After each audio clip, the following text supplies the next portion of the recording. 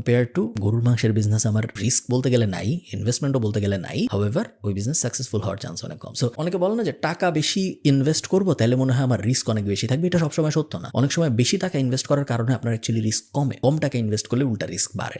সবচেয়ে বড় যেই লেসনটা দিয়ে আমি ভিডিওটা শেষ করব সেটা হলো, যদি আপনি শাইনি অবজেক্ট সিনড্রোমের পিছনে যান, যদি আপনি শর্ট টার্ম থিঙ্কিং এর পিছনে যান, তাহলে আপনি হারবেন। ডাজন্ট রিয়েলি ম্যাটার এটা কোন ফিল্ডে। আপনি যদি কাউকে দেখেন যে হ্যাঁ ও ইউটিউবে ভিডিও বানাচ্ছে, আমি আজকে থেকে ইউটিউবে ভিডিও বানাবো, গত 2.5 বছর আমি যা করতেছিলাম ওগুলো সব বাদ, বা অমুক ট্রেডিং করতেছে, ট্রেডিং ইন জেনারেল এমনিতেও খারাপ, কারো এমনিতেও করা উচিত না, কারণ ট্রেডিং করলে আপনার লস হবেই লং টার্মে। যদি তা না হইতো তাহলে পৃথিবীর ওয়ারেন বাফেটরা সবাই ট্রেডিংই করতো, কেউ লং টার্ম ভ্যালু ইনভেস্টিং এ যাইতো না। এগুলো শুনলে আবার ট্রেডার অনেক রাগ টাগ হয়ে যায়। আমি খামাখা কাউকে রাগ করতে চাই না, আপনার যা ইচ্ছা করেন আপনার টাকা। বাট মেইন পয়েন্ট যেটা সেটা হইলো প্যাসিভ ইনকামের দিকে অত্যাধিক ঝুঁকে না যাওয়া। প্যাসিভ ইনকাম তখনই আপনার আসবে যখন আপনার এনাফ অ্যাক্টিভ ইনকাম হয়ে গেছে যে অ্যাক্টিভ ইনকাম ইনভেস্টমেন্ট করার মাধ্যমে আপনার প্যাসিভ ইনকাম জেনারেট হওয়া শুরু হয়েছে। তার আগ পর্যন্ত অ্যাক্টিভ ইনকাম আর্ন করার চেষ্টা করাটাই বেশি। দিন শেষে আপনি বড় লোক হবেন মূলত 2টা কাজ করে। স্টেপ 1, ভয়ঙ্কর একটা স্কিল জেনারেট করা, খুব ভালো কিছু শেখা, এবং ওই স্কিলটা দিয়ে হয় চাকরি করা বা ফ্রিল্যান্সিং করা বা কোনো একটা কোম্পানিতে যাওয়া, যে কোনো ধরনের চাকরি করা। এবং তারপর সেকেন্ড, 2 স্টেপ। 1 নম্বর স্টেপ ছিল এটা, 2 নম্বর স্টেপ হলো এখন চিন্তা করা আমার এই স্কিল এবং আমার এই এক্সপিরিয়েন্স। স্কিল ছিল আগে, এখন আমি ফ্রিল্যান্সিং বা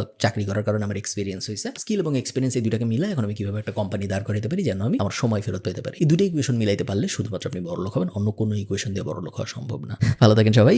একটু অদ্ভুত হয়েছে ভিডিওটা আমি জানি, বাট এই মানি কনসেপ্টগুলো না আমি চাই আরো বেশি মানুষ শিখুক এবং বা জানুক। শিখুক বলাটা একটু স্ট্রং হয়ে যাবে। এগুলো সবকিছুই আমি অনেক ঠেকে শিখেছি এবং আমি চাই আমাকে যারা আমার ভিডিও যারা দেখেন তাদের জন্য অত ঠেকে শিখতে না হয়। এবং আমি চাই মাঝে মধ্যে আরো একটু কমপ্লিকেটেড টপিকের উপরে ভিডিও করতে। আমার ইউটিউব চ্যানেলটা যেহেতু অনেক বড়, এটা আমি এই ভিডিও শেষ পর্যন্ত সাধারণত অনেক মানুষ দেখে না, এই কারণে আমি ভিডিও শেষের দিকে সেই আলাপটা করতেছি। আমার ইউটিউব চ্যানেল যেহেতু এখন অনেক বড়, আমি বাংলাদেশের সবচেয়ে বড় business channel, personally run business channel, even professionally run business চ্যানেলদের মধ্যে আপনি বলতে পারেন বাংলাদেশের সবচেয়ে বড় বিজনেস চ্যানেলগুলোর একটা। তো সমস্যা যেটা হয় সেটা হলো অনেক টপিক আছে যেগুলো নিয়ে আমি আলাপ করতে চাই, বাট এগুলো নিয়ে আলাপ করলে এগুলো এত নিশ টপিক, এগুলো এত ক্ষুদ্র টপিক যে এগুলো নিয়ে আলাপ করলে অনেক বড় একটা অংশের মানুষের জন্য এগুলো রেলেভেন্ট না। যেমন ধরেন আপনার বাংলাদেশে কর্পোরেট ট্যাক্স 25%, দুবাইয়ে কর্পোরেট ট্যাক্স 9%, দুবাইয়ে পার্সোনাল ট্যাক্স 0%, বাংলাদেশের প্রথম 3.5 লাখ টাকায় পার্সোনাল ট্যাক্স 0%, তারপরে পার্সোনাল ট্যাক্স বাড়ে আস্তে আস্তে। সো কোন সময় আপনার কোম্পানিটা বাংলাদেশ থেকে শিফট করে দুবাই বা সিঙ্গাপুরে নিয়ে যাওয়া উচিত, বা আদৌ নিয়ে যাওয়া উচিত নাকি? আমি